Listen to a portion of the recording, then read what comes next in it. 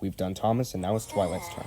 Now, originally, the second story was going to be about Bambi interacting with the Junction trio, but then I later canceled it because I don't want to involve these characters in my crossovers for a while.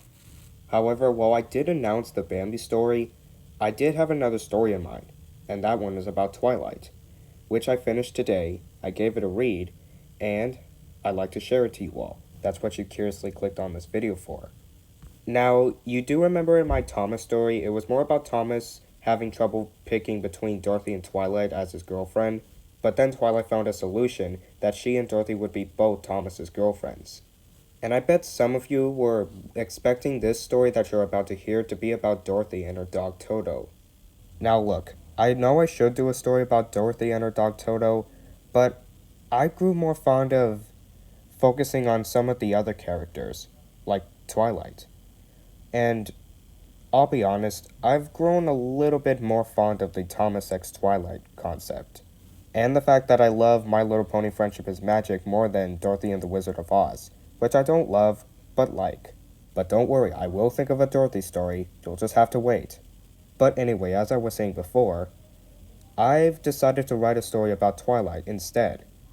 I was going to have her story be in third place, as the second one was going to be about Bambi, but I later canceled it since I don't really want to involve any of the Junction characters in my crossovers for a while. But I do remember that I was thinking of a Twilight story, so I decided to do that. I got done with the script, and I'm about to read it to you. Now, without wasting any more time, let's get on with the story. This story is called Twilight's Elephant. Oh, I almost forgot to put this, in case YouTube mistakes this story as made for kids, when it's not. And like my previous story, this story is not a creepypasta. And, well, I don't think it could contain a little bit of elements that might be disturbing to a younger audience, but still, there could be a little bits of sounds that might be disturbing. And also, this story is for teens and adult fans out there. Viewer discretion is advised. Anyway, let's begin. Mickey and Donald were relaxing in a field next to the main line. Twilight one day was taking a stroll when she stopped to talk to them. "Hello, Mickey. Hello, Donald," he said. "How have you two been?" "We've been great," said Mickey. "We're just relaxing in a field." "How have you been, Twilight?" Donald asked. "I've been fine. I'm just taking a stroll on the way to the animal park." "Cool," said Donald. "The animal park sounds like fun," Mickey said. "It would be really fun to swim on with the ducks," Donald said. "Even though I am a duck."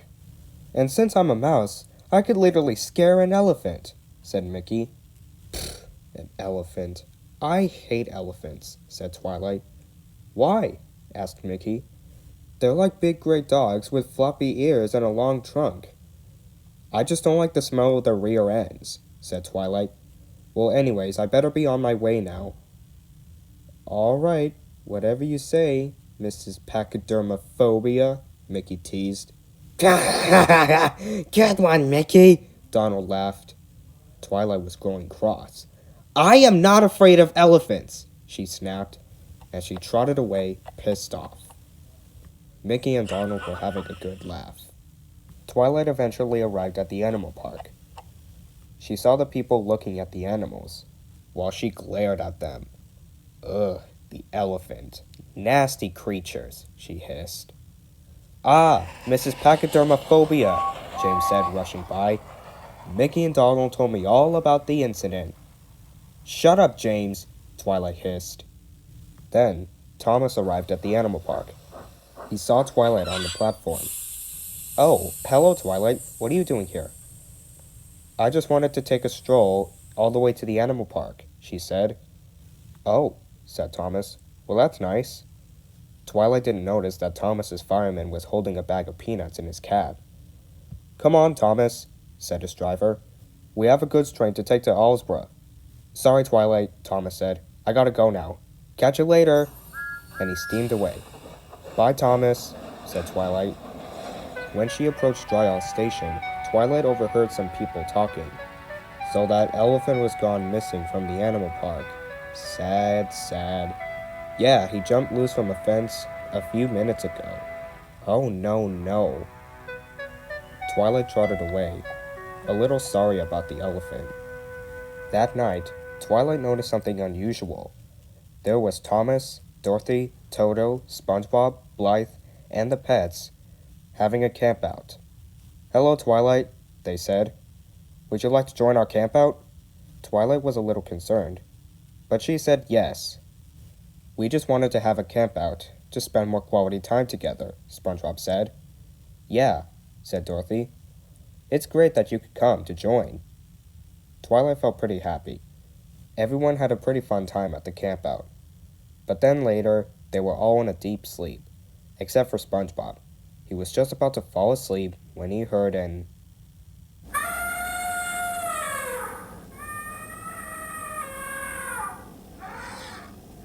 What the barnacles was that? He woke up to see an elephant to his surprise. Twilight, get up and explain this. Twilight got up, and so did the others. Except Vinny and Russell, where the elephant was blocking their way. Whoa, the elephant! It's been found, exclaimed Dorothy. Then what's it doing here? Asked Twilight. Maybe it's those peanuts from Thomas's cap. I can smell them, said Russell. I can smell them too, said SpongeBob. Blythe went to check Thomas's cap. Yep, I see a bag of peanuts. Must have been my fireman, Thomas thought. A little later, Henry arrived at the campout. He didn't look pretty happy. Ugh, he groaned. All of you replaced me with an elephant. No, said Thomas. He followed me all the way to the campout for the peanuts in my cap. And we need help bringing him back to the animal park, said Twilight. Not to worry, everyone, Thomas's fireman said. I've got the peanuts right here. They're still in Thomas's cap. I'll go bring an empty truck, Henry said, and he steamed away. He returned half an hour later with an empty truck, and everyone found out a way to lure the elephant into the truck with the remaining peanuts in the bag. And Thomas set it off for the animal park after successfully getting the elephant into the truck. Twilight followed him. On the way to the animal park, Twilight spotted Mickey and Donald resting at a tree. Who's Mrs. Pachydermophobia now? She called. The two of them had just woke up to Thomas's whistle, and they were most surprised. Eventually, Thomas and Twilight arrived at the animal park, and the owner unleashed the elephant from the truck and put him back to the other animals. And Thomas and Twilight headed back to the campout. When they arrived, their special friends were glad to see them. So, said SpongeBob, how did the elephant situation go? It was taken care of, Thomas said. Now if you'll excuse me, said Twilight, I'll be getting my night's rest. Very well, said Dorothy. You deserve it. I couldn't agree more, said Thomas. And Twilight dozed off into a spot at the campout. Everyone was very pleased with her, along with Thomas, too. And while Twilight still didn't like elephants that much, she was very glad that she had taken care of the elephant situation without hurting the elephant whatsoever.